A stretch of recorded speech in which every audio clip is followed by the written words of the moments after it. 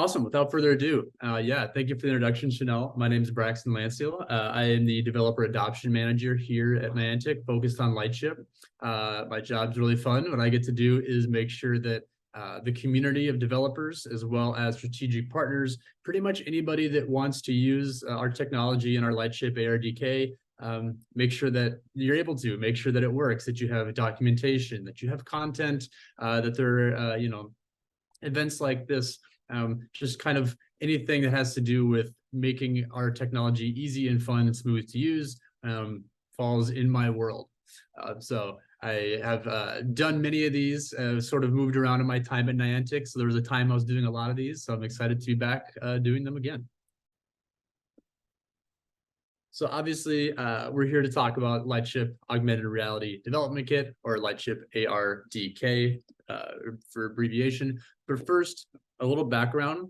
Where did Lightship ARDK come from? How did it come to be? So I'm sure many of you are familiar with Niantic's games. Notably, Pokemon Go is the one we probably get the most popular responses from. But across our games, we have several: Ingress, Pokemon Go, Pikmin Bloom, Peridot, and then the newly released Monster Hunter Now. I bring these up because you'll find that a lot of the technology within Lightship Augmented Reality Development Kit comes from these games. So we have a really cool relationship with the games we make, where we're able to use our games as not only a proving grounds for a technology, but as we find new technology that works, new technology that's really cool and powerful, technology that we think other developers like yourselves could leverage in your own creative ways and make your creations come to life. So take things like the overhead map you see there in the Pikmin example. Peridot is our first augmented reality game. So, we are able to use that technology in these games. And then once they're working, once we really feel like we've nailed it, we can bring it to our ARDK, our publicly available development kit, so you all can use the technology too to bring your creations to life. And just recently, we released Lightship version 3.0. This was a pretty big shift, at least in the background. I hope you'll find that it's not too different or too crazy difficult to pick up if you're used to other ARDK versions. But what's new with our newest version here? The biggest changes are around being super compatible with Unity's AR Foundation. So previously, you might have had the experience that it was a little bit of a choose Lightship or choose AR Foundation, because we use a lot of AR Foundation things under the hood. Now we plug right into it, so you can still use other AR Foundation features in unison with the Lightship features, which is super nice.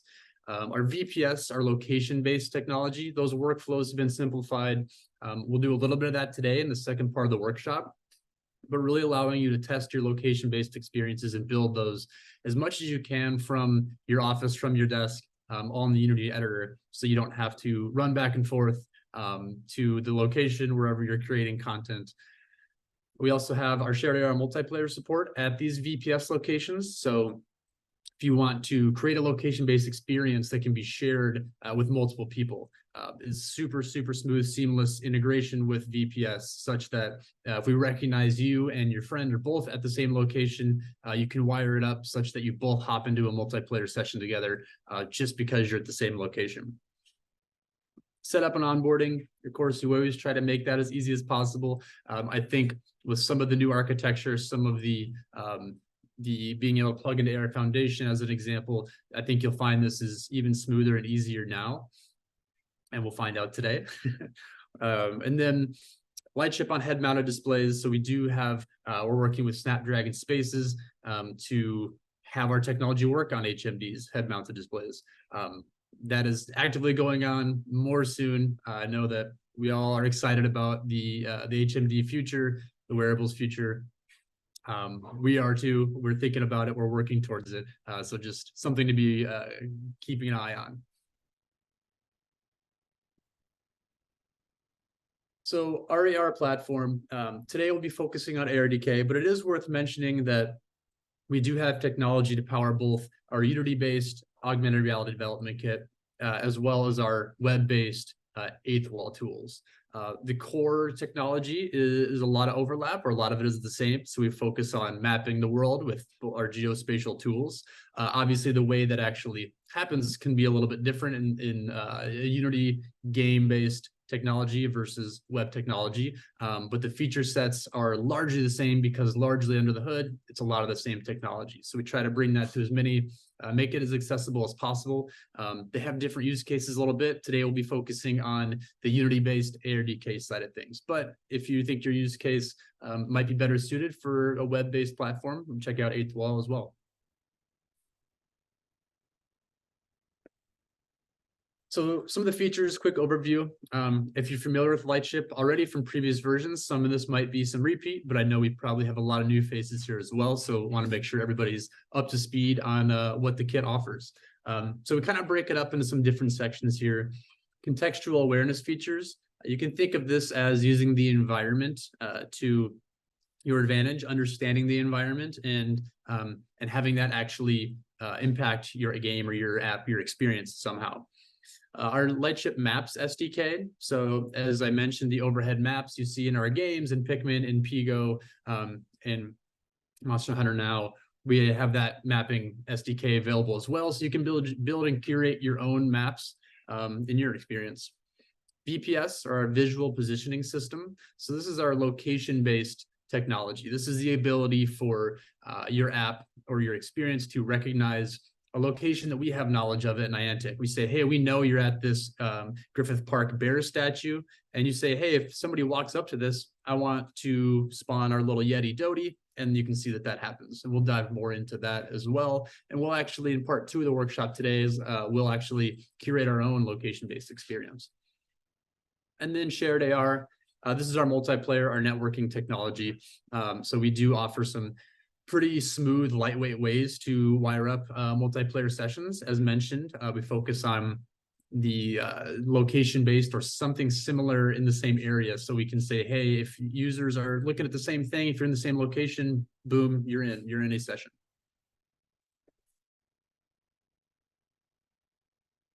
So we'll go through several sub features real quickly. We won't spend too much time because we want to get to the workshop, the real meat of this session. But first one on the contextual awareness set category, depth is the big one. Depth powers everything, or powers most of these features. This is really just understanding the world around you, understanding how far away the real world environment is from your device, from your experience. And that will power several of our other contextual awareness features, which leads us into occlusion. Occlusion is actually realistically appearing behind or in front of real world objects, which sounds like it should be obvious or easy. It's something that is not as obvious or easy for augmented reality technology, but we do, because of our depth algorithms, our depth technology, we're able to have pretty immersive, realistic occlusion. So in the examples there, you can see our Yetis walking around. As they walk behind the tree or in front of the tree, they're properly in front of it or behind it as you would expect them to be, as well as when the hand goes in front of the camera, you can't see the Yetis anymore because they should be behind the hand. Meshing. So this is essentially applying physics to the real world. So understanding that there is ground, that there's an object, throwing a ball, as you can see in the Peridot GIF there of throwing a virtual ball and having it bounce off of the real world ground. I think a funny way to think about meshing is to, if you imagine putting a bed sheet tightly over everything and applying physics that way. There's essentially a pretty good understanding of the objects and area around us, and then being able to apply that physics to it to make it super realistic, to make our digital content interact with the real world in a seamless and immersive way. As you can see in the bottom right example, it's like a dungeon crawler example where we're identifying the ground, identifying the walls and the ceiling, and we're just applying a texture to it, but essentially we're just meshing the whole world. We're saying, hey, anything you detect, let's put some grass on it, let's put some stone on it to make it appear that we're like walking in a cave procedurally. Semantic segmentation. So this is the ability to understand the world around us and give the world around us labels. And by labels, I mean things like sky, the ground, water. I think a newer, really cool example in the bottom right there is being able to understand where humans are. So you can see we're highlighting all of the humans in red, anything that's detected as human, and it's pretty dang accurate, as you can see. We constantly have more class labels that we're testing. We have a whole research team that's regularly working on these. So you'll find more and more coming regularly. I think we have over 20 now, if I'm not mistaken. But this allows you to do a lot of cool stuff depending on what your experience is. I think the Peridot example there in the bottom left GIF, the little dot is diving into the flower bed. But since we know that there's flowers or foliage there, you can see the digital leaves pop up. If that happened in water, it would be a digital splash. But we can only do that because we understand the environment that our little dot is in.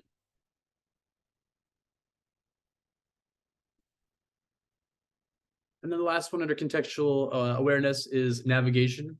So this was previously called game board, if you all remember that one, for those of you that have been working with Lightship for a while. But this is being able to create a navigatable, a mesh that the digital characters can navigate on their own.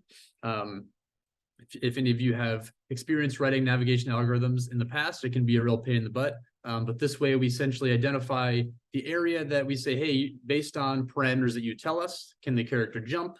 For example, this is a path we've determined that your character can go. So you can see in the bottom right GIF, we have our little Yeti Dodi, and all of the tiles that are being placed there are actually just showing you where the character can navigate. And in our example here, that peg or that cylinder is being placed, showing where we tap to say, hey, go here next. And then they find a path, navigate there themselves. In this example, they can actually jump. And in a full game example, the Peridot GIF next to it, you can see the characters walking around the brick wall because it knows there's a wall there. It knows the sidewalk is a safe, realistic area it can move, and that's where it chooses to go. It goes around the wall. So pretty powerful stuff.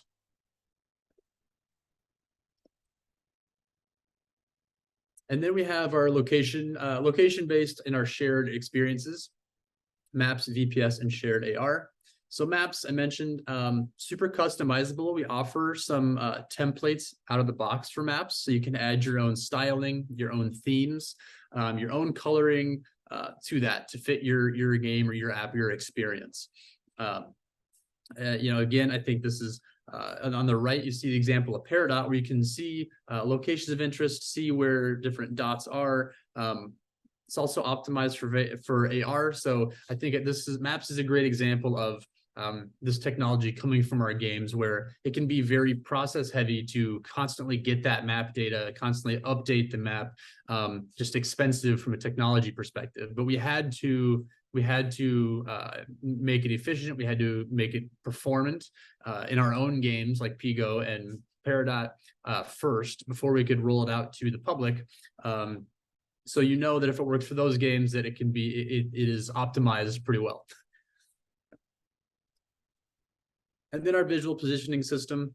This is, again, primarily our location AR technology. So being able to curate experiences at specific locations. I know I mentioned this example in the beginning, but here we said, hey, when a user walks up to the Griffith Park bear statue in this GIF, we want our Yeti Dodi to appear next to it. So we're looking at it, we're feeding the visual positioning system this data and saying, hey, I am using my camera to give you information. We respond and say, yep, we recognize that place. That's the Griffith Park bear.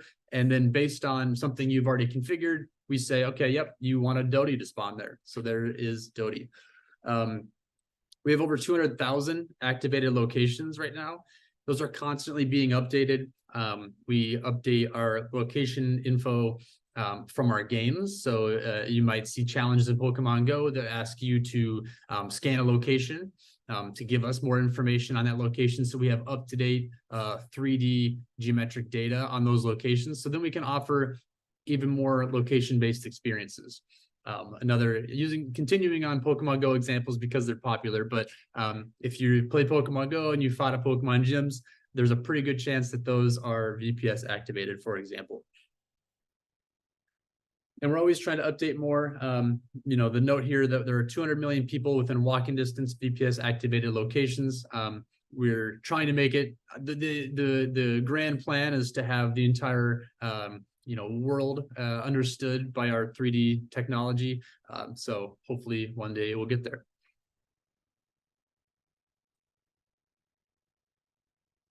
And then being able to actually create your own content at these locations. So we do have several tools for that, a couple of which, or actually I think all three of which we will be going over today as well in the second part of the workshop.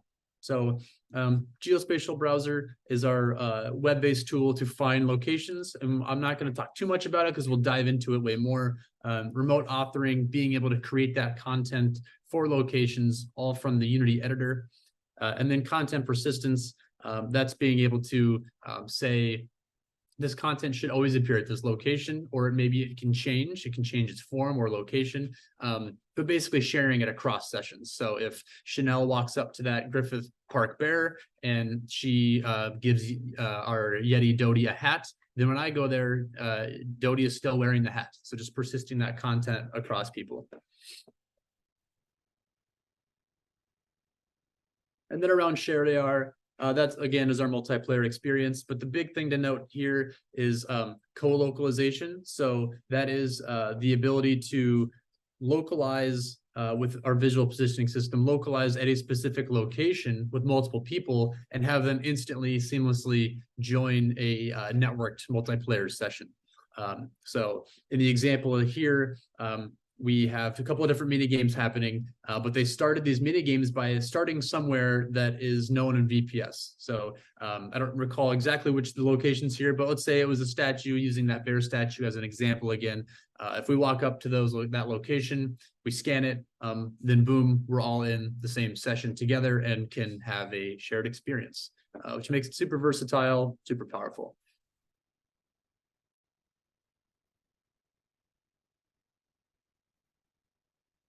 And Playback will actually dive into this one as well. But this is being able to essentially take your AR sessions and replay them in the Unity editor. So what you're seeing here on the left is in the Unity editor. You see on the right of the Unity editor is an AR session that we've previously walked around with our camera. We've captured that depth information that using Lightship, and we recorded it. And then we brought it back into Unity, and you can replay it with the same depth information. Basically, all of our algorithms are running just as they would be if you were on a mobile device. So that allows for you to continually test. So if you walk down the street to test something at a VPS location, you can make that recording once, come back and continue to test it and iterate in the Unity editor, which is super nice. When VPS first came out, I remember walking down the street several times to continually test something, come back, make a change, go test it again. This means you can do a lot of things just from Unity.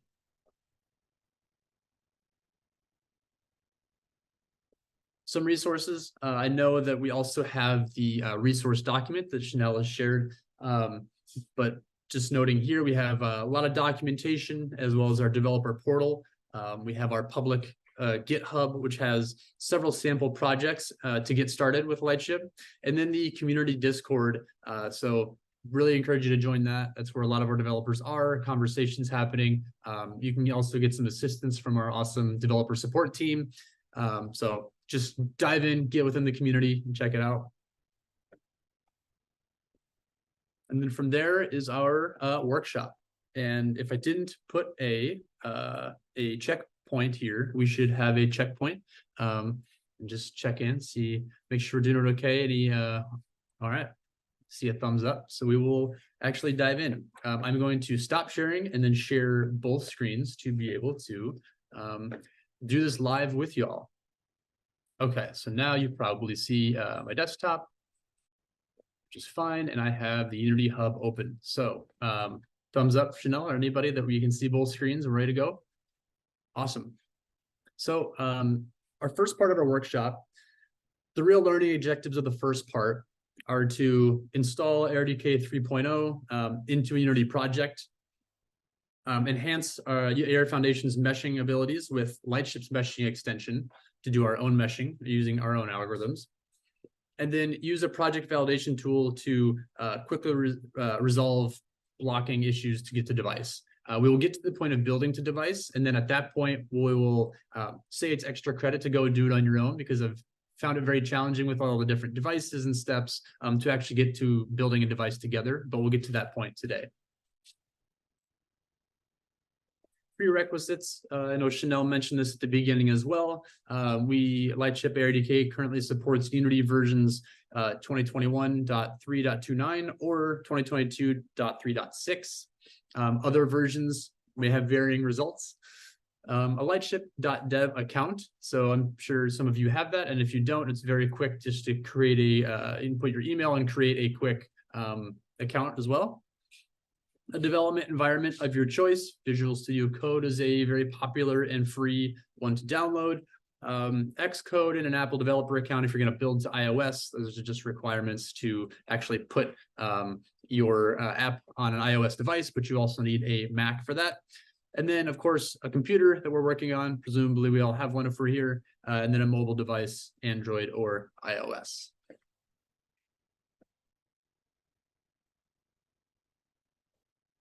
Okay, there's the checkpoint I was thinking of. So now we'll actually dive into the Unity things. Since it's a lot of information thrown at you, but we haven't actually been hands-on yet. So get a thumbs up or a clap or a check mark for feeling good.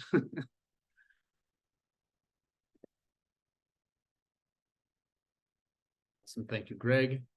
Chanel enthusiastically with the double thumbs up. All right, since we haven't done anything hands-on yet, I'll continue, but I'll solicit some more responses next time. Awesome. So step one, and I'm gonna do this right along with y'all, so hopefully I don't go too fast, but if I do, please voice it in the chats and stuff, and in my awesome team here will interrupt me if I need to slow down. So step one is to create a new Unity project. Using the 3D mobile template if you have it. So I'm going to do that as well. So we're going to, in the Unity Hub, we're creating a new project.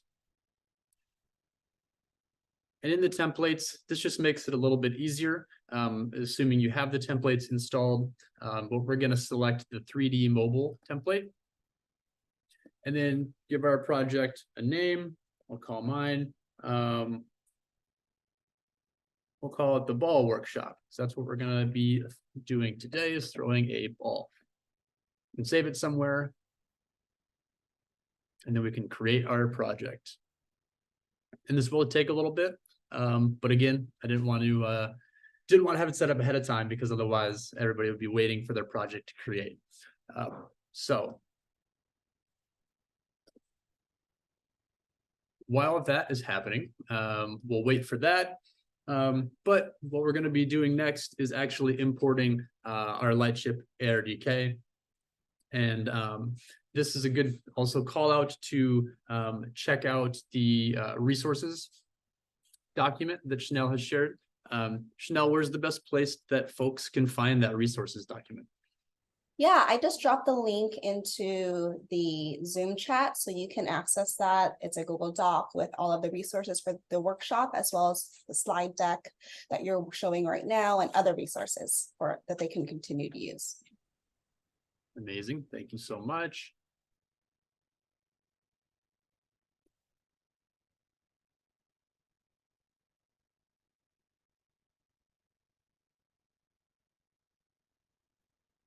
Awesome. So now we have our fresh Unity project. To actually import Lightship, we will go to our window up here, and we're going to go down to Package Manager. And here we're going to need a Git URL, which can be found here, and I believe it's in the resources library as well. I can copy it from here. Great. So we're going to find this in the resources documents. I need too many monitors. I need a couple more. And then we're going to go to our little plus sign here. We're going to add a package from a get URL. And we're going to paste in that URL and click add. So what this is doing is we have our Lightship ARDK hosted on a public GitHub, and that's just a link to that saying, hey, go pull down that Lightship ARDK and bring it into our project. This is another step that does take a few minutes as Unity is getting and pulling in and reconciling all of the bits there. I think also a note here that will come up, but there's a good chance because of Unity is currently moving to a newer input system. I think it's going to force us to restart our project once Lightship gets brought in. We'll just take a minute. We moved to the package manager format, I guess, for the 3.0 version because it's more known to developers as opposed to just pulling in a package from elsewhere. It's also a nice way for versioning and being able to update that. Being able to pull it in from a Git URL is really nice. We'll talk more about our sample projects as well, but on that GitHub, you can also find our sample projects. So here's that warning I was talking about. It's just saying there's a new input system. We need to upgrade it, restart the editor. Yes, that's fine. So you can click yes to that. It'll continue to do some stuff.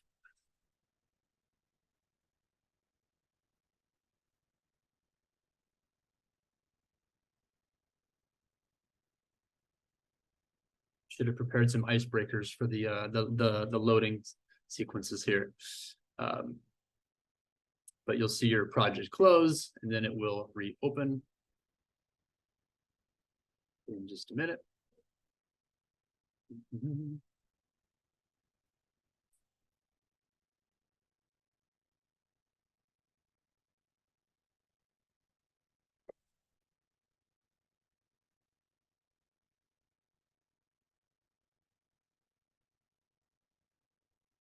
Awesome. So here our project is reopened. And then you should see in the package manager window here, it should show that we now have the Lightship package, which it does right here, the Niantic Lightship AR plugin. Great. So that's all it took to actually get Lightship into our project. Of course, it doesn't do anything yet, but it is in. So now we can use it. So next, configuring Lightship. This might be a familiar step for some of you that have worked with Lightship in the past, but we need an API key.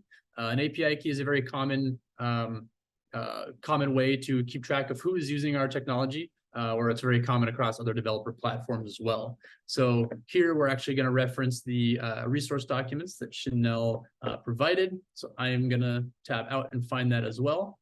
And we're going to go to our developer dashboard here. This redirect is fine. In our developer dashboard, you will either already have an account and see something like this, or you'll need to create an account. If you do need to create an account, it's pretty quick. Just add in your email and a password, and you'll be off and running. And to get an API key, we're going to go down to projects, and we'll create a new project and give it a name. Call it Ball Workshop, just to match our Unity project. And this API key just lets you interact with our technology. So as you're using our APIs and our technology, it's saying, hey, here's the API key that's using it. This is also to watch out for bad actors or malicious actors as well. So once you've created a new project, here's your API key, and there's the copy button here. So we're going to copy that. And then we can go all the way back into Unity. And we can go to the Lightship, we can go to settings, and there's a section for your API key here. And we're going to paste it there. Worth of noting, do not ever share your API key because it is specific to you, and that is how bad actors can happen. So I'm just going to paste it real quick and exit out. So once you've entered your API key, we have our project set up with Lightship. We have an API key so Lightship knows that we can interact with it and we are a valid developer with a developer account.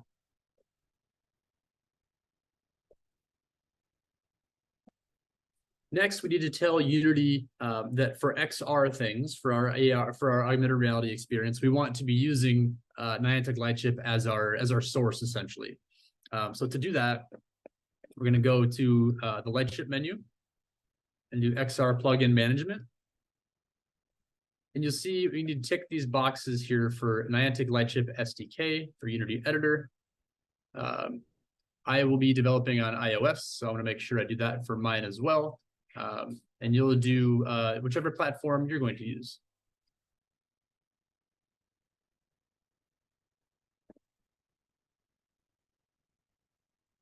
Great. In those settings, now we've told Unity to use Lightship for what augmented reality technology we can, essentially.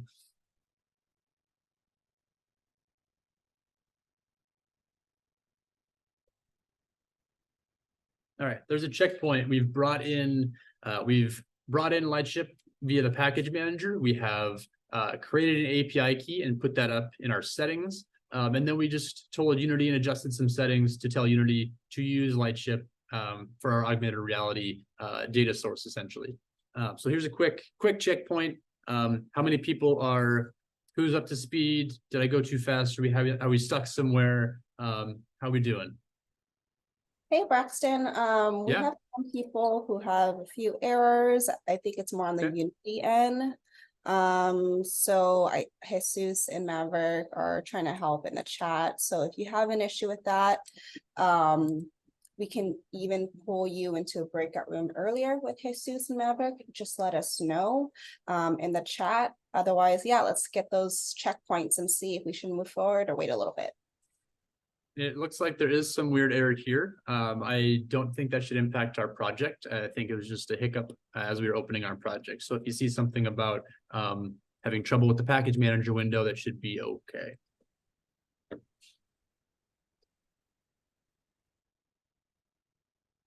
And maybe I'm not looking at the right place, but I don't see any reactions. So Chanel, if you see them and I don't, please let me know how we're looking. Let's wait a moment. Everybody, if you can use the Zoom reactions and give us a thumbs up, a clap, even a red X, lets us know if we should wait or not. Just let us know where you're at. We don't want to get you lost, but if you are lost, we have some developer support engineers who can give you a little bit of support in the Zoom chat or a breakout room. Yeah, seems like Unity is just failing. Like status is down for Unity. Oh, you mean like all of Unity in real life? Wow. That okay, well, as Gilberto just mentioned, he's saying it sounds like Unity itself, the platform, is having issues. So presumably this is hitting some API on their back end, and it was having trouble. So that is completely separate from Lightship and is unlucky timing. I don't know if it'll impact it shouldn't actually impact building the project, I don't think. But funny. We can only control what we can control. Thanks, Gilberto.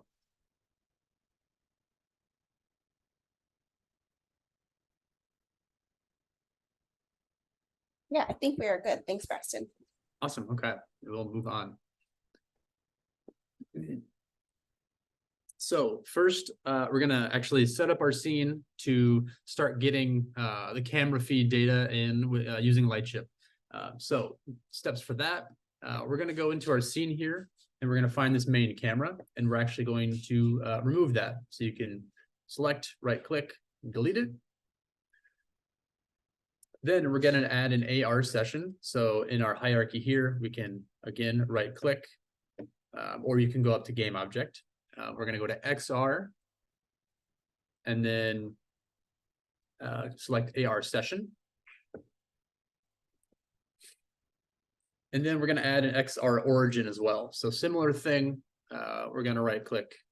We're going to go down to XR, and we're going to add an XR origin.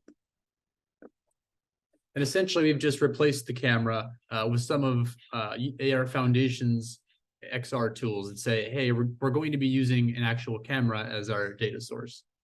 So, and then in the screenshot there, you should see, as well as real time in Unity here, you should see what we see in your hierarchy now.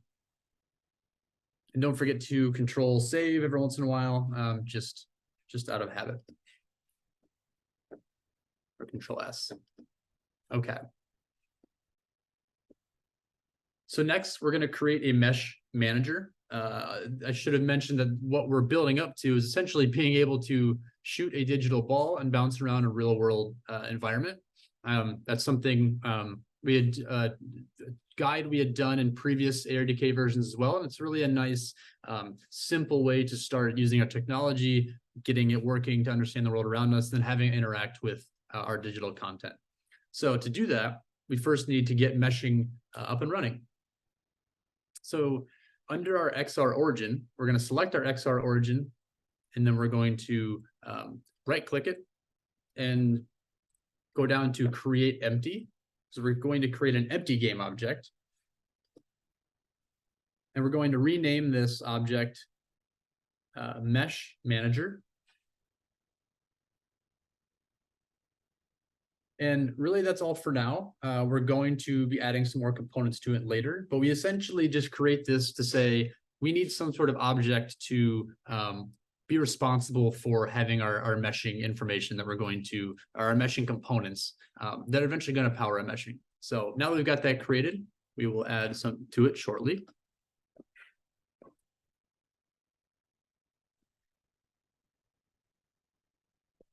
So with that mesh manager, need to move around the zoom stuff a little bit. There we go.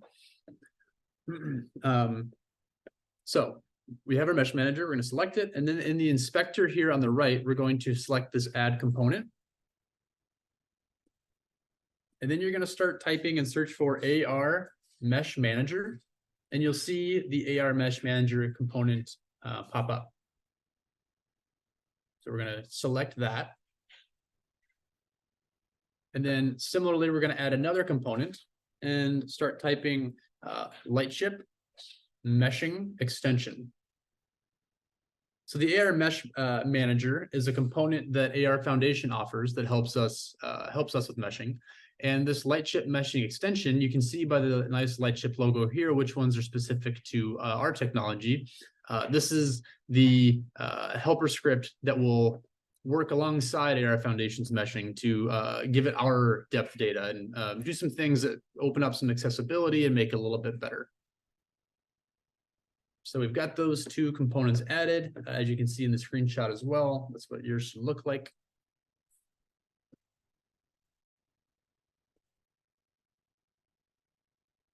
Next, we're going to create a mesh chunk prefab. So a prefab in Unity is essentially a thing that we're going to be able to use over and over again. So we'll do this a couple times, but essentially for shooting our ball, for example, we want to be able to shoot a lot of balls, not just one. So we'll make a prefab of it and then shoot the prefab over and over, creating new instances of it.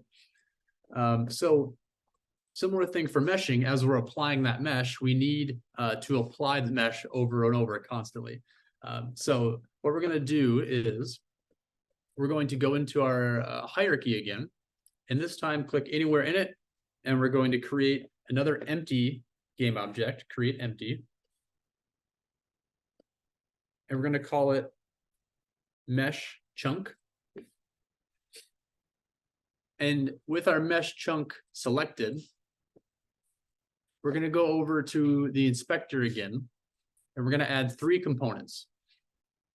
First, we're going to add a mesh filter.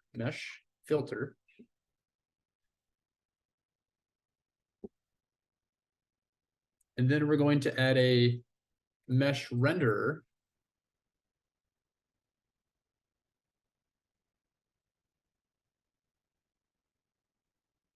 And then a mesh collider. And these components help with a few things.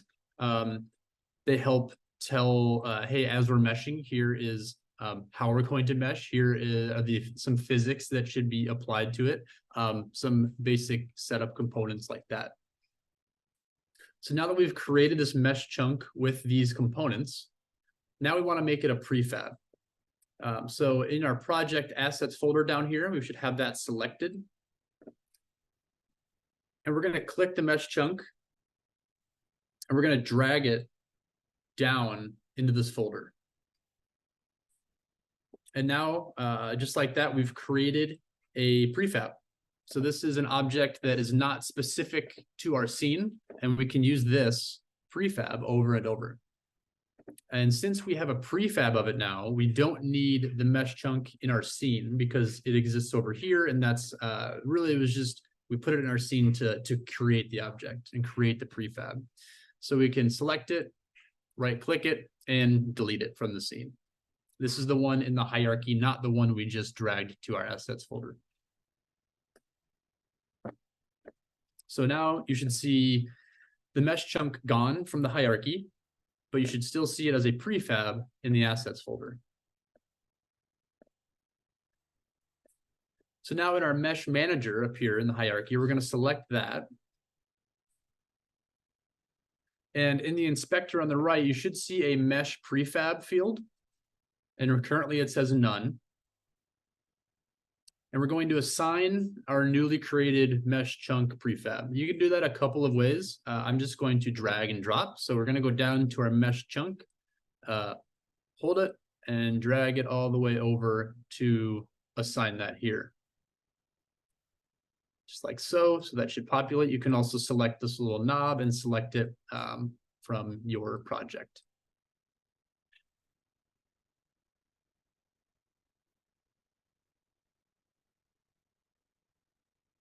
Okay. Checkpoint. First, and while we're at a checkpoint, don't forget to save your scene every once in a while. I just click anywhere in the project in the hierarchy, Command or Control S. Checkpoint. So what we've done so far is now we've brought in some meshing components. We've essentially told the scene to use Lightship's meshing technology to do meshing. And those work alongside Air Foundation's meshing capabilities. We've created a prefab of a mesh chunk, which essentially allows our meshing algorithm to apply the appropriate physics and the appropriate materials to meshing if we want to do that. So I'm looking for some reactions. I don't see any yet. I see a no. Yeah, please. Yeah, please. That's me, Greg. Yeah, I said no because I got stuck at the delete. I deleted the original camera, and the XR origin command is disabled. I don't know. I missed what to do after that, so I'm kind of stuck. But I'm following along, and I'm just trying to absorb whatever you're doing. Okay. Yeah. So, I would say as a quick check, to create the XR origin is a right click and XR and XR origin. And if that's disabled or having other issues there, I will probably defer to the chat for now, just so we don't spend too much time debugging. But right clicking does nothing, and when I select component in the component menu, I see XR, and then the XR origin. All those 4 commands are all disabled, so I don't know what to do. But it's okay. I don't want to slow anyone down. It's all right. I also see something like a burst internal compiler error message at the bottom, but I'm going to ignore that for now too. So whatever. I'll just I don't know. I'm just going to follow along best I can. Yeah, please continue to follow along best you can. I'm not sure what those would be offhand, but it's always tricky with different setups, different software. Something weird could be going on. As Alberto mentioned, Unity is also having trouble, so it's tough to diagnose.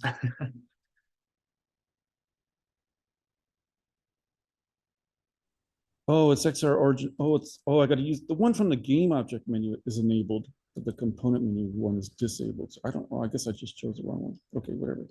That one works. Awesome. Someone says close and open Unity. No, that's no, I didn't try that. But anyway, okay, ignore me. Any other thumbs ups from anybody? I don't know how, I know not all folks are following along live, but want to make sure we have a little bit of at least a little bit of thumbs up to make sure we're not going too fast or not explaining things enough. Yeah, I see one thumbs up. That's a start. It's a start. I see a couple. Okay, now I had to scroll. I had to scroll to see. Okay. All right. I see some thumbs up. I feel better.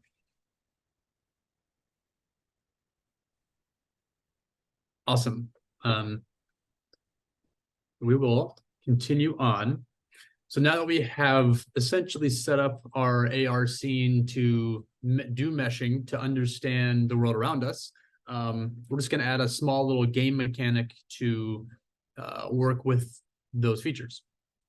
So this will be predominantly Unity specific, but we just need some sort of digital content to interact with it. So we're going to create a ball. To do that, we're going to be in our hierarchy or the menu up here, and we're going to create a 3D object and create a sphere. And we're going to rename our sphere to be ball, just so we know that it is our ball.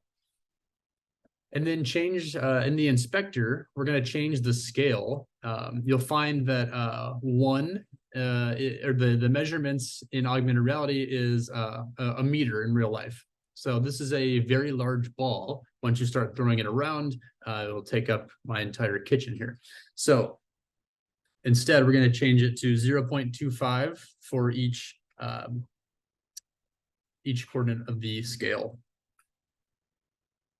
This just makes our ball smaller, so when we actually throw it in AR, it's a smaller size, and it doesn't just block the entire camera. With it still selected in the inspector, we're also going to add a component, and we're going to add a rigid body. And a rigid body is a very common component in Unity, which really helps us with a lot of the physics aspects. So you'll see some properties here that are relevant to physics, things like using gravity or the amount of mass or drag it has. We'll leave everything as is for now. And then just like our mesh chunk, once we have added these components to our ball, we're actually going to click and drag our ball down to our assets folder to create a prefab of it again. And just like last time, once you have our ball as a prefab here, we can delete it from the scene. So go up here in our hierarchy and right click and delete. So then you should ultimately see the ball as a prefab in our assets folder, but the ball not in our scene. I'm going to command save.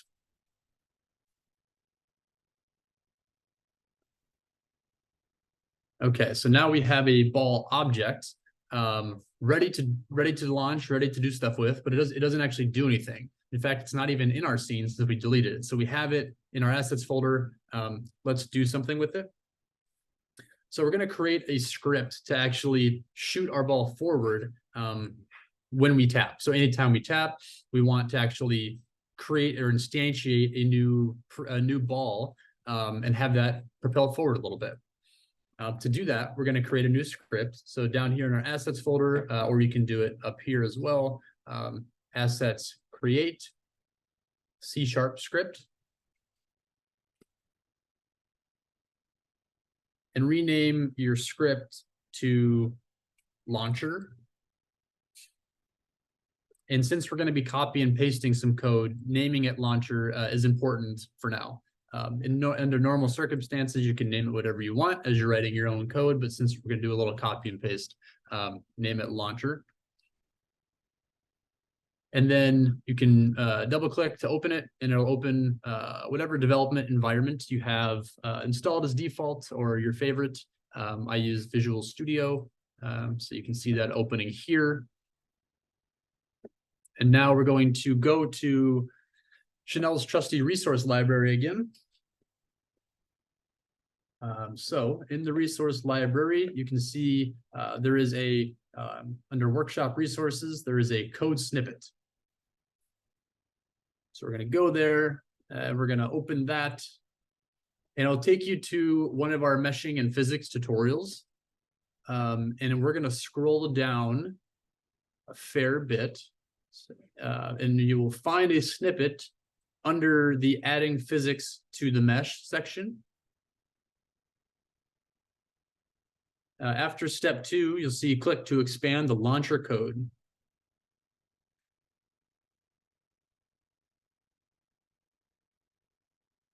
Just to make sure we all get here, we went to the resources, the code snippet,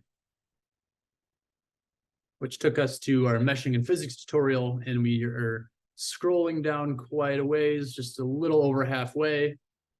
And then we're expanding this launcher code. And we can click here to copy this to our clipboard.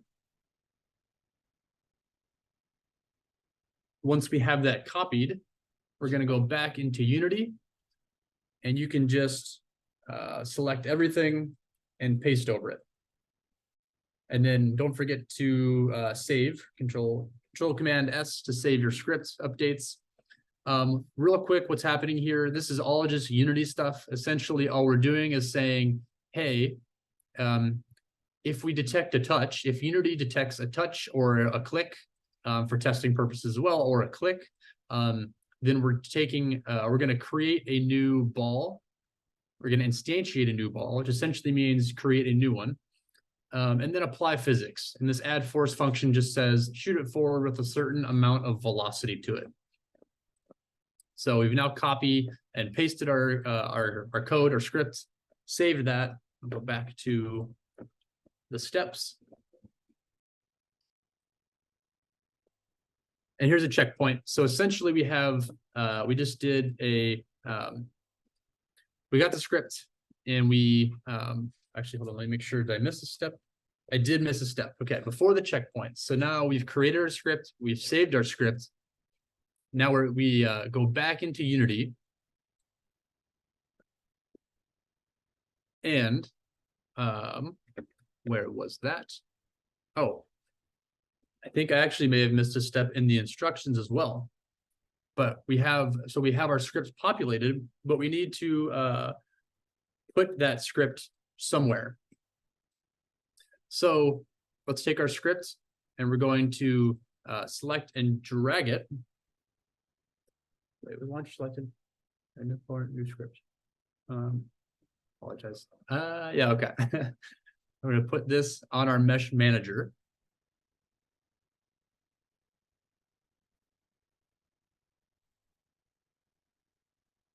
So now that our mesh manager has the script added to it as a component, we need to actually assign this ball this prefab field.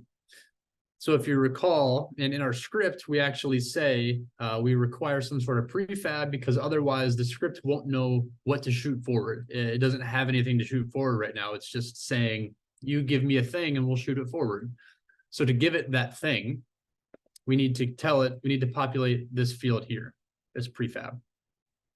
So we're going to grab this, we're going to go down to our ball prefab, and we're going to click and drag it to here.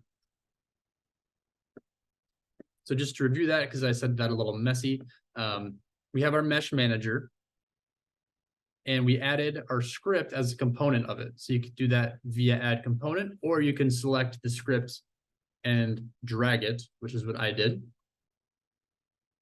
Once we assign that, the mesh manager in the script component, there's a prefab field.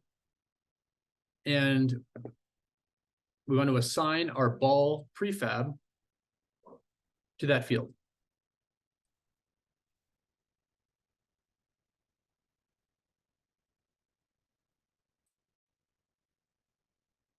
And actually, I believe I messed up the step. I'm seeing the instructions I wrote did not match what I just did. So if you follow the instructions, you will actually have a new empty game object here called launcher. I got ahead of myself there. So if you follow what I just did, that's totally fine. And this can live here. Just to make sure we also follow the steps of the steps that I wrote. I will also follow those steps, and You don't need to follow this if you've already added your launcher script to the mesh manager. So what I'm going to do now is, beginning on this slide, I'm going to start with step 1, which is creating a new game object. So to do that, I need to remove this. So following the steps in the slide, if I confused you all, we're going to create an empty game object and name that launcher. And then with this launcher object, we're going to add component. And then we're going to start typing a launcher, and our script should come up, the one we just created. We're going to select that. And then copy and paste the code in the script if you are creating the new script. Since we already created it, don't need to do that. And then just like I did a minute ago, in the prefab field here, we just need to assign our ball. Okay, sorry about that hiccup. So if you have the script attached to the mesh manager or the launcher, as long as it is assigned to either one and has the ball prefab, then we should be okay.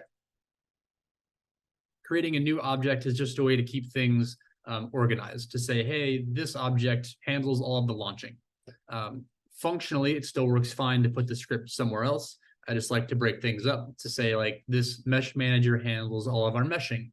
The launcher object handles all of our ball launching.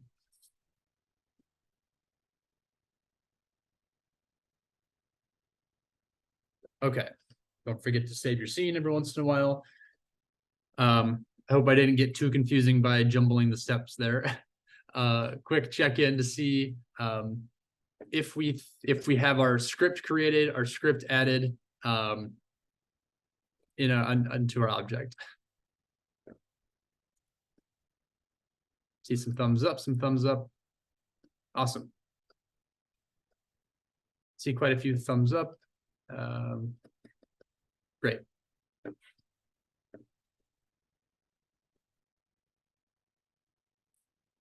Okay, so at this point, we essentially have a functioning app where we're shooting a ball and detecting mesh. And this is the bonus step, which I would say is homework for folks to do outside of this workshop, is just to build it to device.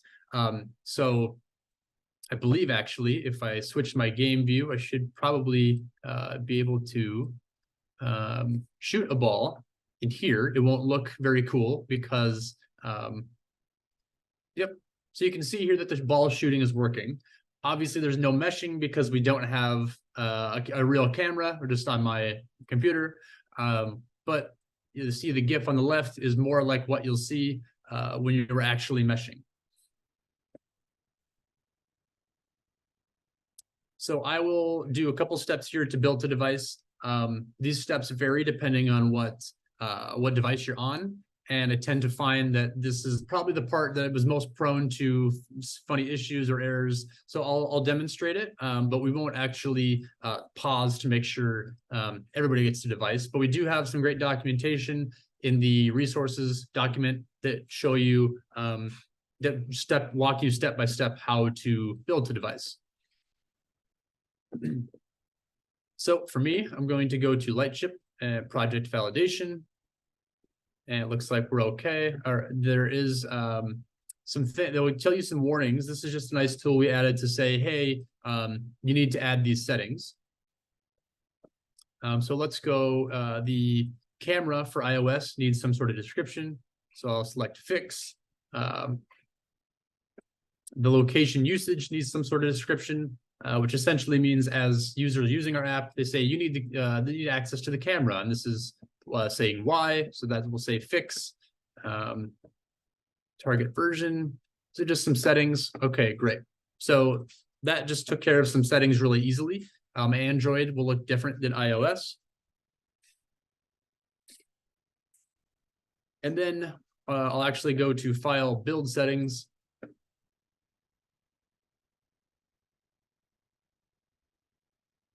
And you can select what platform you're building to. So I'm building to iOS, and I'm going to select switch platform. And this will take a minute. You need to do this if you're on iOS, or if you're regardless if you're on iOS or if you're on Android. So once that's done, our project is pretty much ready to build. Actually, lastly, don't forget to click Add Open Scenes, which essentially says, hey, when we start our app, we want to start with the scene that we have here, or this should be included in our project.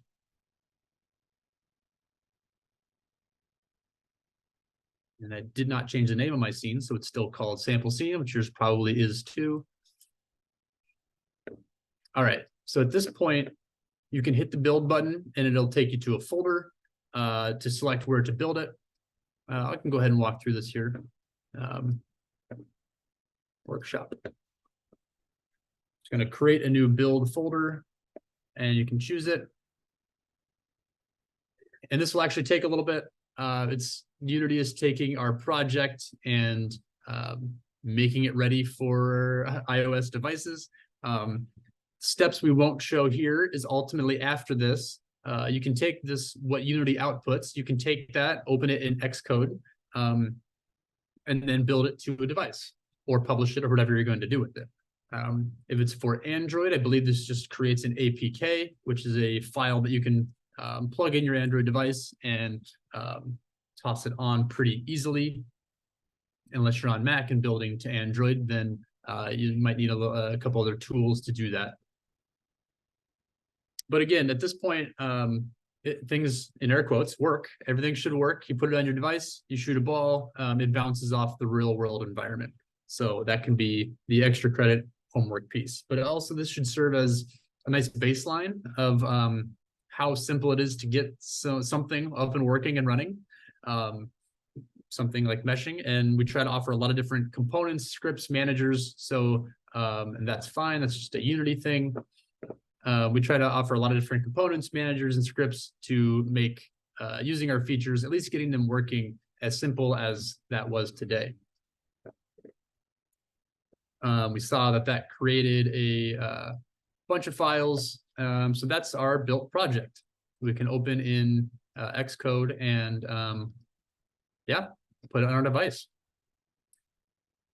And let's see, I think that is, yeah, that concludes the first part of the workshop. So like I said, hopefully that provides a good baseline of things are set up to build your own experience. We've added one feature in meshing. We've set everything up to use Lightship as our data source using the camera data feed.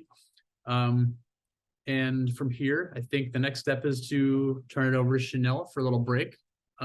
We do have a part 2 of the workshop, which will be focused on creating location-based content. Looking at the clock, I might need to do that one a little quicker, or so it might be a little bit of a viewing experience as well if we go too fast. But Chanel, I'll turn it over to you for now for the break. Awesome. Yeah, thank you so much, Braxton, for leading the amazing part of the workshop part 1, getting started with Lightship ARDK. Part 2 of the workshop. As I mentioned, I apologize, I'll probably go a little fast for this one to leave a little bit of time for the breakout session. Chanel, remind me offhand how much time we have here for this session, just to make sure I don't go over. Yeah, I think that we're going to skip the breakout sessions actually, just because there isn't a reason. We can't really help them because Unity is so down and we would be starting from the beginning. So I would invite you to look at it. So yeah, maybe let's say around 12:45, let's start Q&A. Okay, got it. Sounds good. With that in mind, I definitely encourage folks if to follow along if you're able. I will note that probably have to go a little faster just to get through everything. But essentially, this workshop will be demonstrating adding location-based augmented reality. So takeaways and learning objectives for this section, using our geospatial browser, which I mentioned early on, but we'll dive into a bit more to find AR locations and get the mesh of those locations. Remotely authoring digital content to those locations. So think about that Dodie at the bear statue, being able to do that all from the Unity editor, not having to go there. Using the ARDK sample scenes. Shout out to Hilberto, who's had a lot of work in making those happen.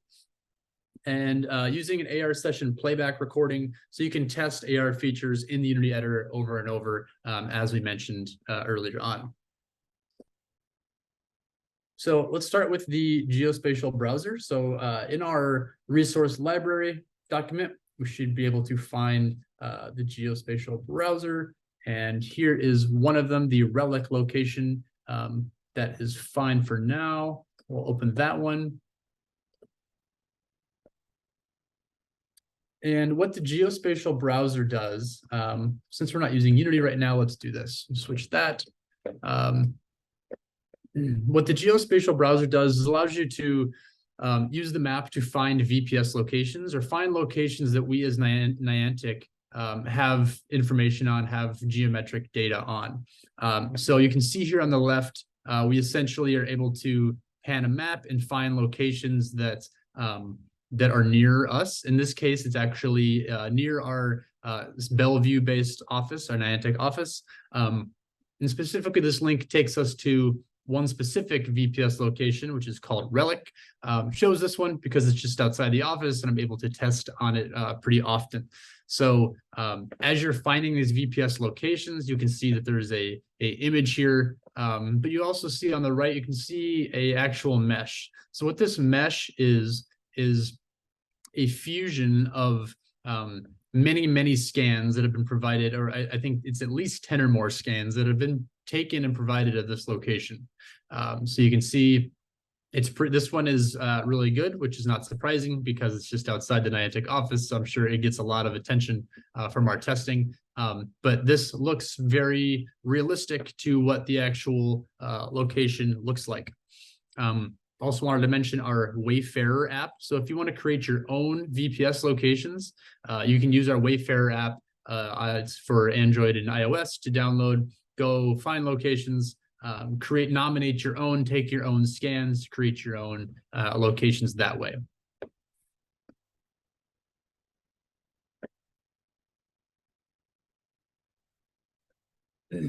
So to actually get the some information from this location, we have found the relic location, which we already clicked into. So the slide here matches where we are now. And you're going to see a download mesh button. Let's see, refresh maybe.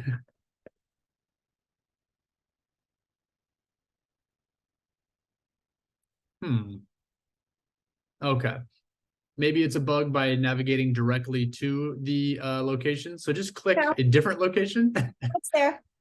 Yeah, it's there now. Yep. And then we'll click back to our relic there. So there's the download mesh button. Go ahead and select that to actually download this mesh right here. And store it somewhere. It's a zip file. Store it somewhere that we can grab it later because we're going to bring that into Unity eventually.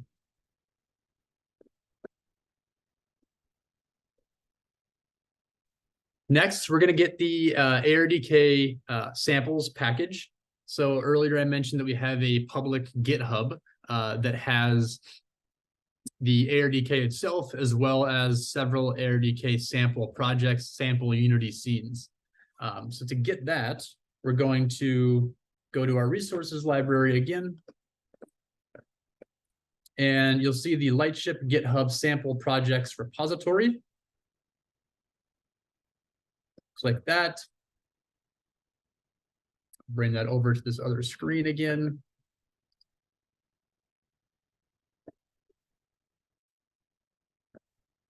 And then you'll see the code drop down here. And you can actually select download zip to download a zip file of our projects.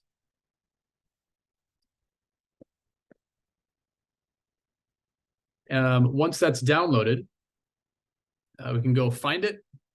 And I actually already have this probably several times, but you're going to save that somewhere that you can find it. I'll say here it is in my workshop folder. And then when you unzip it, it should reveal this folder. So this folder has, this is where all of our Unity project stuff is. So these are the two things that we have right now. We downloaded the zip, we unzipped it, and we have this folder revealed. You can ignore the other things. This is just a folder for all the things we're doing. So now we're going to open this project in Unity. And to do that, we're going to go down to move zoom things around. We're going to go down to our Unity projects, and we're going to click add. And we're going to go find where we saved that. And here it is, this ARDK samples mains. We're going to double click it and then open. So you see here, that's pulling down our samples project.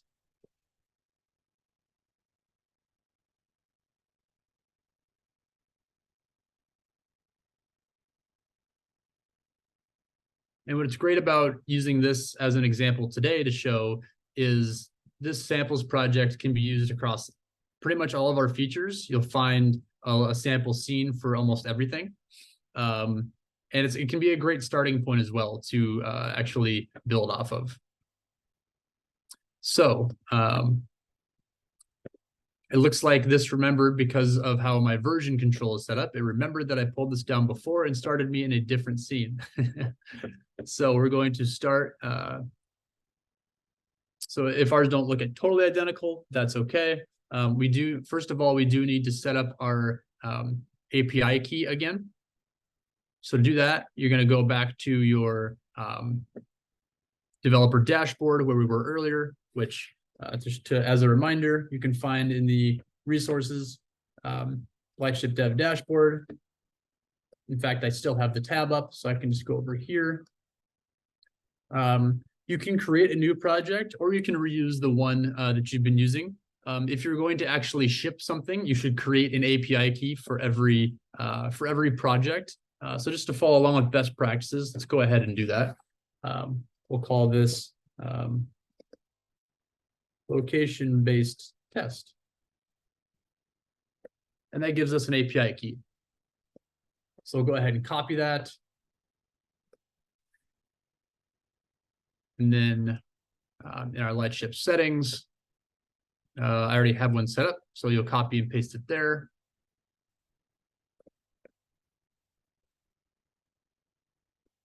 Okay, so that's just setup stuff. So now we want to actually go into our assets folder, our samples folder, and find persistent AR.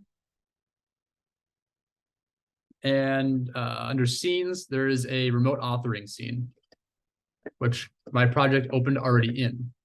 This is going to be a little funny because they got some things here. It won't look exactly like this. We won't have our Dodie, our Yeti, in here just yet.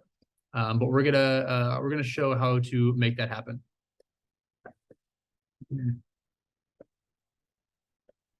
So the next step, checkpoint.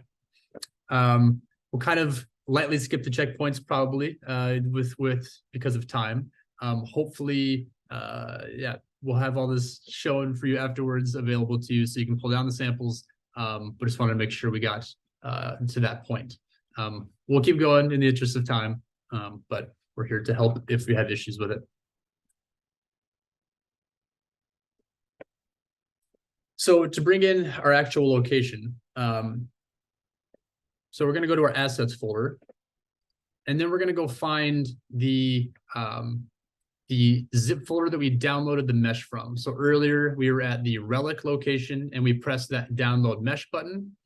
I just saved that to my workshop folder here. So we have that zip folder, and we're going to drag and drop it into our assets folder.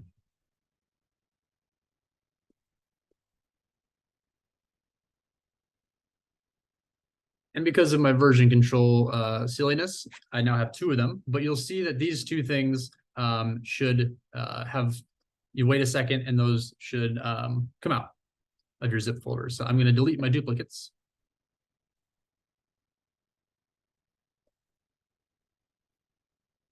So ultimately, when you bring in the relic, you should see this relic mock location prefab, and you should see this relic AR location manifest. Okay, so next we're going to go to our XR origin. and you're going to select this add AR location. Also, don't forget to tick the auto track button. When you select add AR location, it will bring up a new AR location here. From here, we can assign the manifest that we have, this right here, to the field, this AR location manifest field on our new AR location. So when you do that, go there, it'll auto-populate some information, and it'll start showing a mesh. I think those are all the fields there. Because now I have two, because of version control, I'm going to remove one, but you will still see your relic, your AR location with this information. And then on the XR origin, we can also have this AR location set to relic. It was probably set to none by default.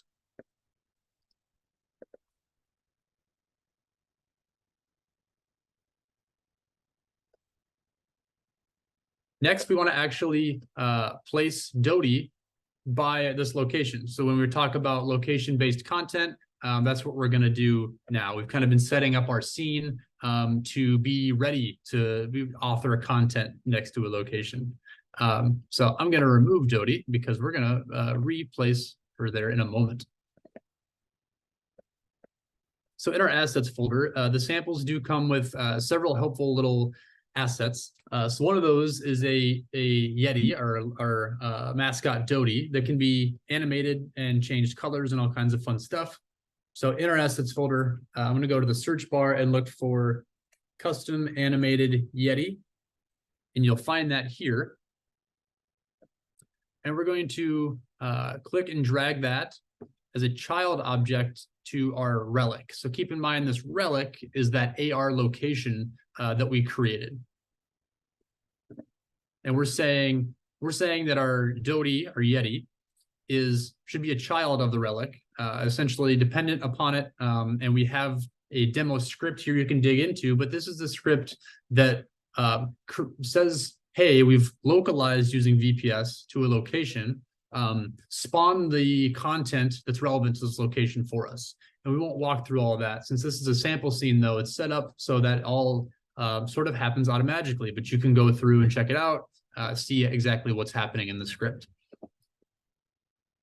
So now that we have our Yeti, we're going to change the scale because she's going to be really tiny. So we have our Yeti over here in the scale. We're going to go 6, 6, 6. So they're quite a bit bigger. And then I'm going to change the color just for fun to make it your own. So if you select your Yeti and click the drop down, you'll see or you select your custom animated Yeti, select the drop down, you'll see this Yeti object, select that, and you can customize. I like to make my Yeti hot pink, and it won't really change in the editor, but once we press play, it will. Don't forget to save your scene every once in a while. And then just a quick tip as well. You'll see that there's this simulator view. By default, you'll have a game view, and that was that stretched out. In fact, I have the other Unity up still, so we can show it that. By default, this has this big rectangular screen, which doesn't hurt anything, but definitely doesn't really feel like we're testing on a phone. So to change that, you can actually select down here and select simulator. And then you can select a device from this list after selecting simulator to pick a device. I selected Apple iPhone 12 Pro. So then we actually see what's happening as if it was happening on an iPhone 12 Pro.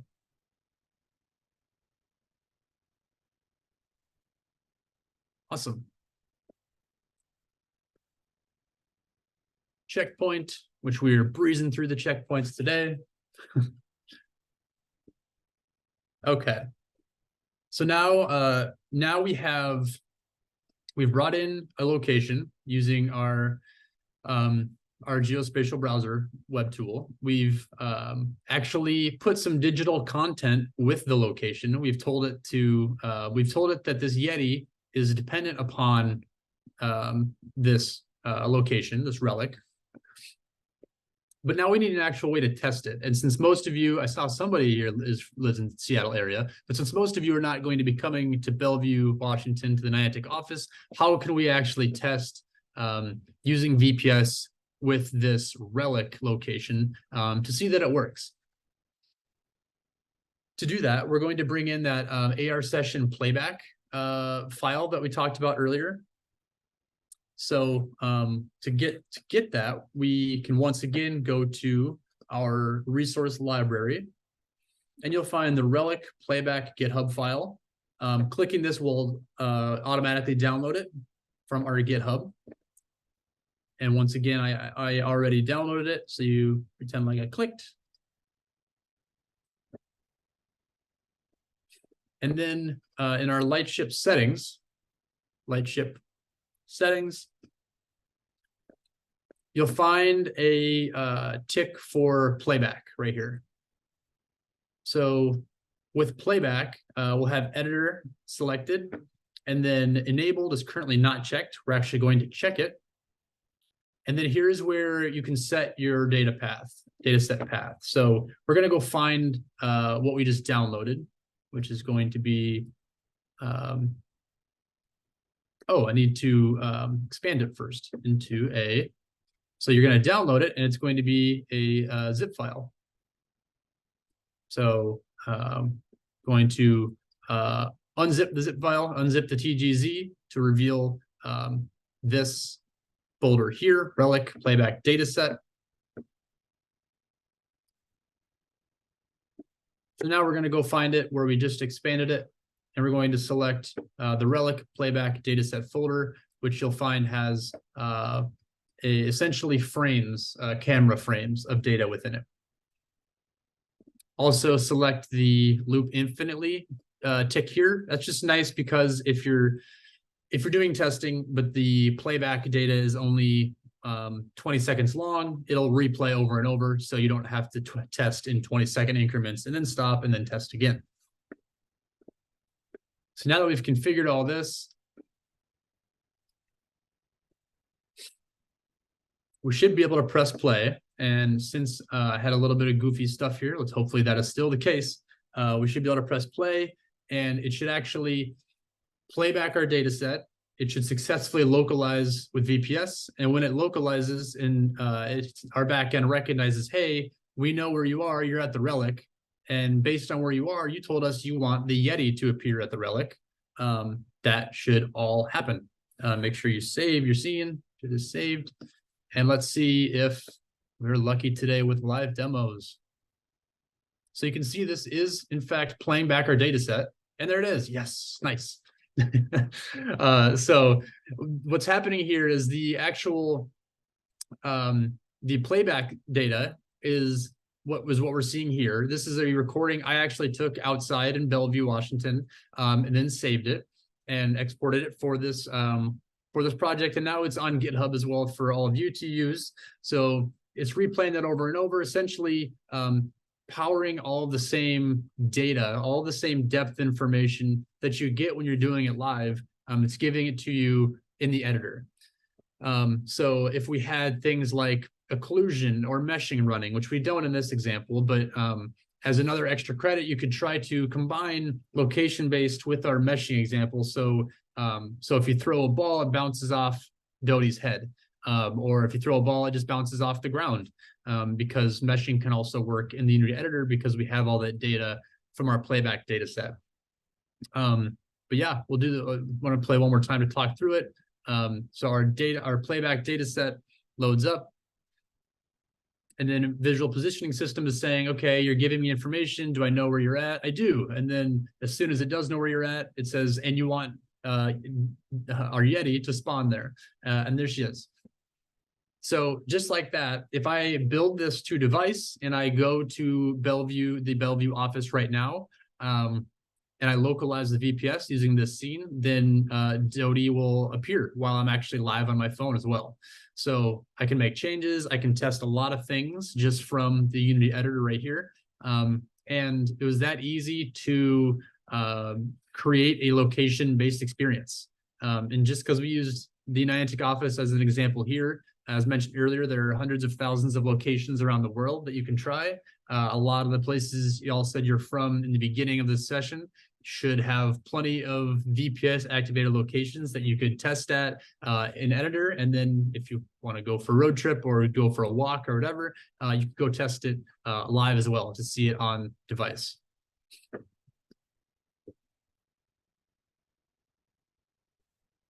So with that very quick session, we checked out the geospatial browser, which allows you to find AR locations and get their mesh.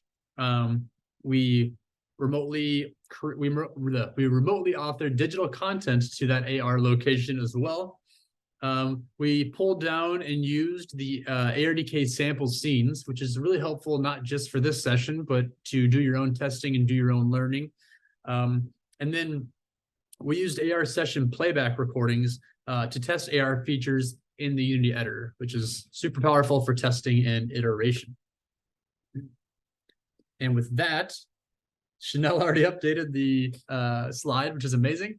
I apologize for the brevity of that second session, but hopefully you all learned something today.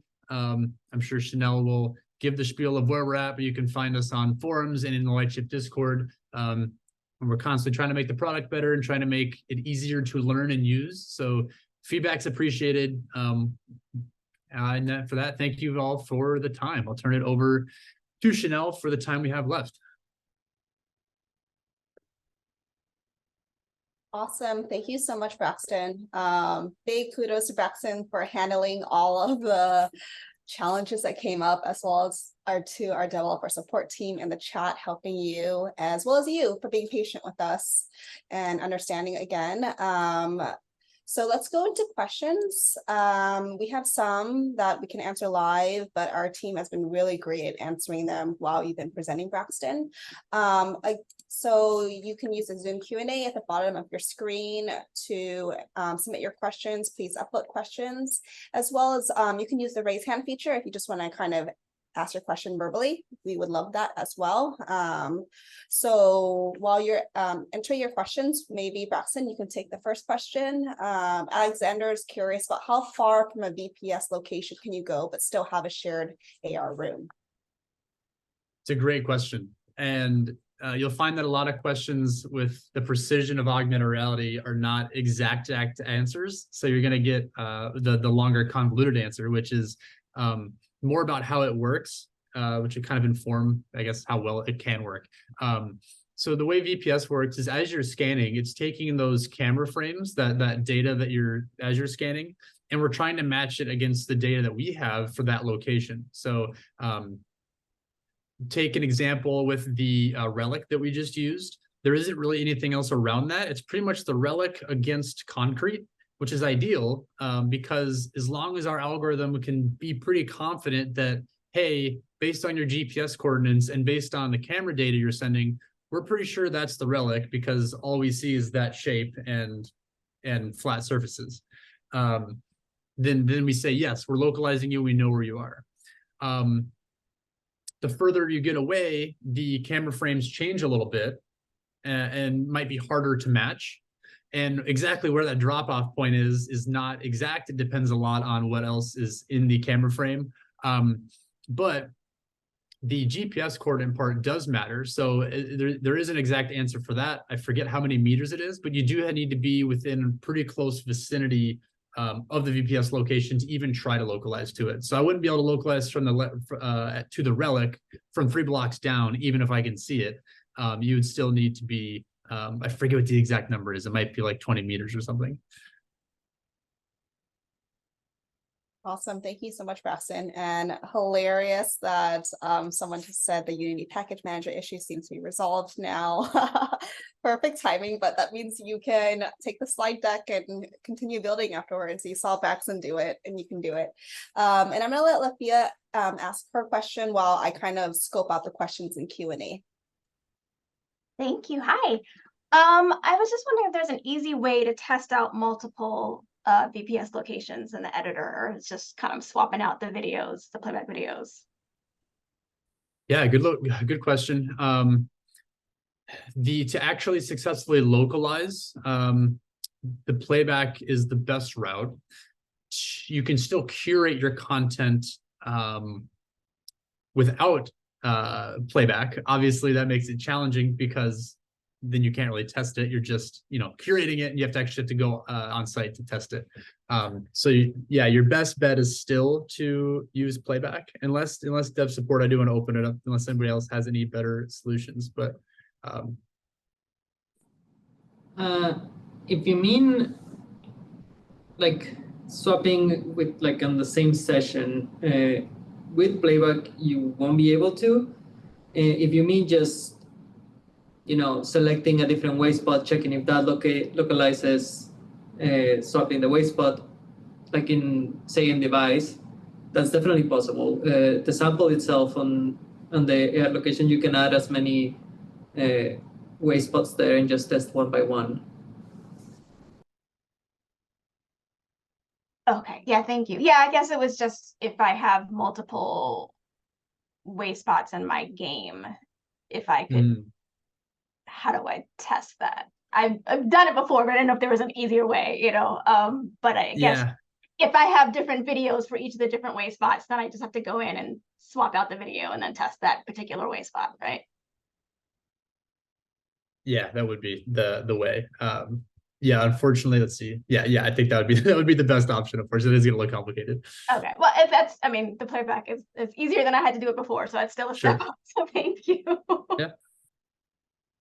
That's hilarious. Lafia was at our NYC hackathon when VPS was in beta, and one of our winners for the VPS hackathon last year, their global one. So it's just great to see her ask these questions. I'm gonna ask, this is kind of on top of Lafia's question. So I'm gonna ask this one from Jonathan, and then Amrit, you have your hand up. You can ask your question next after this one. So Jonathan asks, are there other ways to test in editor other than a video playback? I don't know if that was kind of answered already, but he says that testing through playback is great to see if it was placed correctly, but it doesn't really help with interactivity. So maybe something that some suggestions on interactivity testing. Sure. Good. Yeah. Good question. And I think, Jonathan, good to see you again. I think if this is the same, we met a long time ago, or used to talk back when I was doing more of these sessions. Yeah. So to your point, video playback is great for what the playback shows.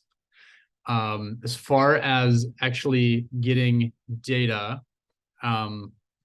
I believe there are, I haven't used the Unity simulators very much, but to your point of the old templates, which actually allowed us to do things like plane detection and meshing directly with Unity objects, I don't believe that we can power that through editor anymore. I would again turn to dev support if they have any other feedback around that.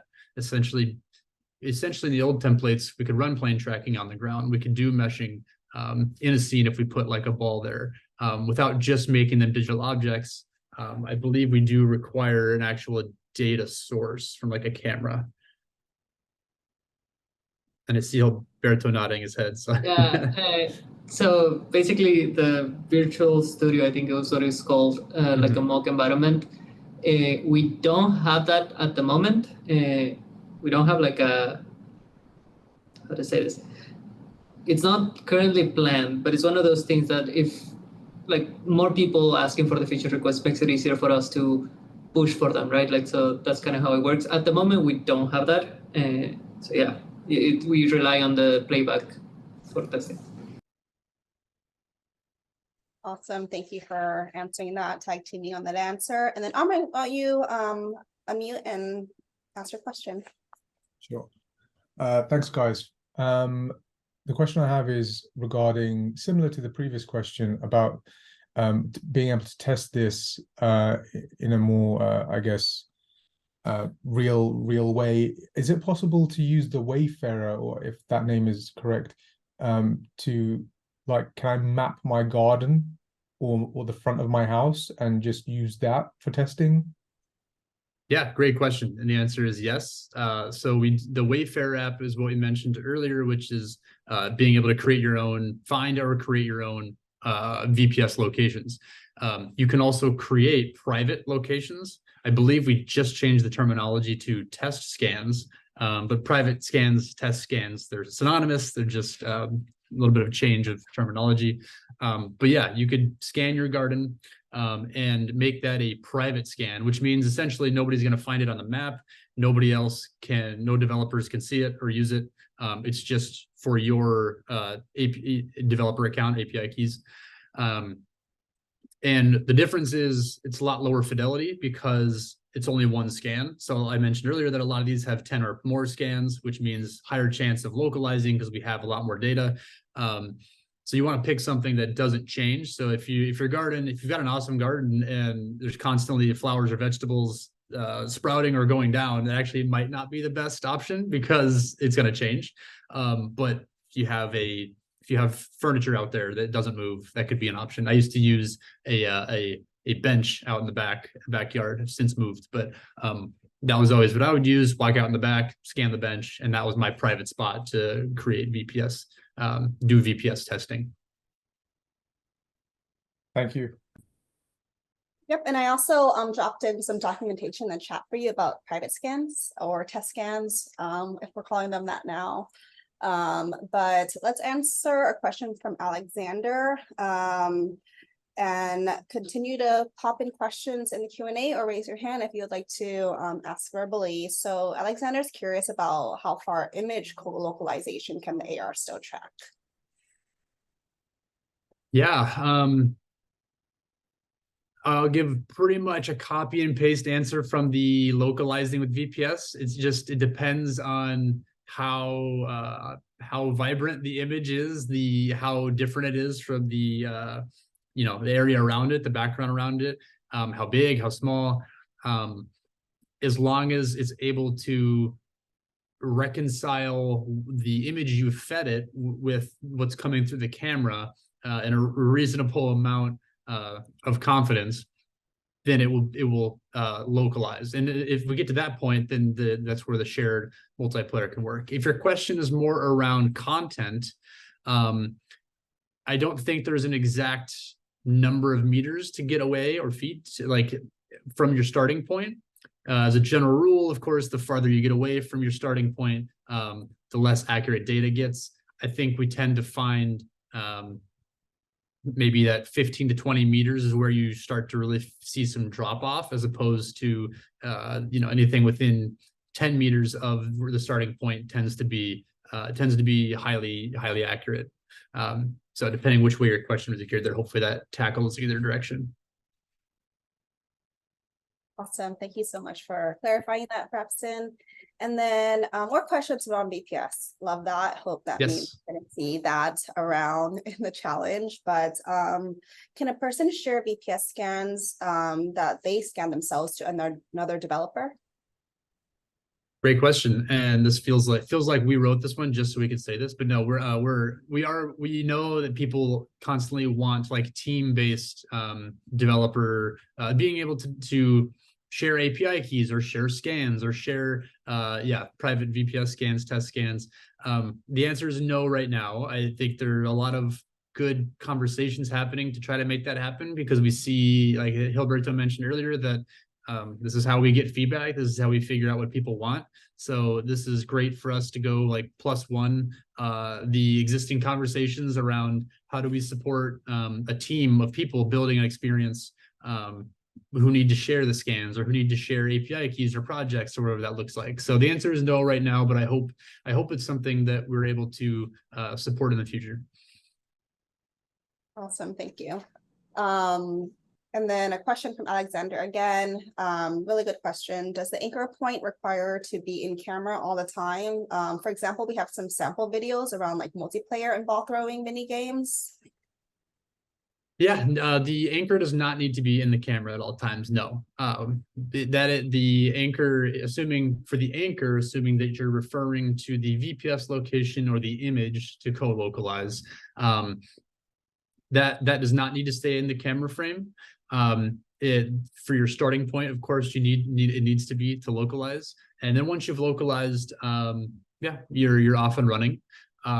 for better accuracy, you can continually relocalize. So let's say somebody goes too far away and starts to get everything starts to get kind of messed up. You can go back, get closer, and relocalize to that location and say, hey, reminder, like this is where I am. Here's the thing. But in general, no, you do not need to keep it in the frame. Awesome, great question and great answer. Any other questions? I don't see anything else in the chat or in the Zoom Q&A. Anyone want to raise their hand and answer a question or ask a question, I mean? Lafia. Would love to hear from you. Yeah, I just wanted to know more about the auto track feature. I think that's new. I might be wrong, but that sounds cool. Good question. I just learned about it recently as well. I think Gilberto, do you know better than I do offhand? I can take a stab at it. I'll let you take a stab. Okay. I believe what that does, Lafia, is essentially try to recognize the location that you provide it in editor. So instead, I think, let me back up. We gave it the relic and we said, hey, we're going to be looking for the relic. Auto track would say, hey, we're going to give you an AR session and try to track it without already knowing what you're looking for. So like just automatically try to understand it. And that worked. I think we should probably follow up on what that tick box, when the best practices are to use it and when not to use it, because clearly we're programmed to use it and we don't necessarily have a fantastic answer as to why or why not. Awesome, thank you. Because yeah, I would love to know if it works again with multiple locations, because that would be cool. Yeah, totally. Yeah, and that and either it'll be a great use case for it because it's just looking for whatever it can find, or it would be the opposite because it is only looking for one. So that's a great use case. Just a little bit on that. So it does work, and the way it works is if you call it without giving it a specific location, it'll look through our coverage API, find the closest like through your GPS location, find the closest 5 and attempt those 5, right? Like it's not gonna try everything everywhere, but it's like just 5 things at the moment. I think that's increasable, but I would have to check. Don't quote me on that.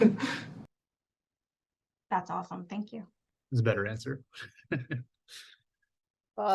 Thank you for asking us the hard questions. I'm sure everyone else is also curious. We're gonna take one more question.